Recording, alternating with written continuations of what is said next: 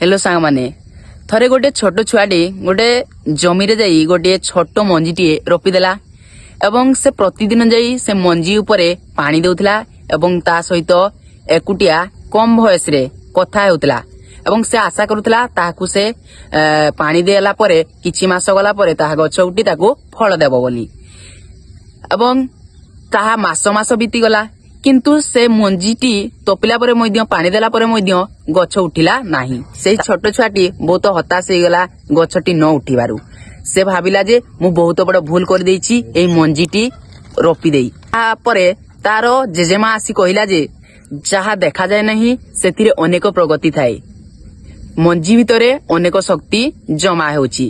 किछि दिन गला परे से मंजीटी गोटे गछ उठिला से गछटी बहुत विराट होई फल देला एवं बहुत बड़ आकार नहीं समस्त को छाई जगाइला।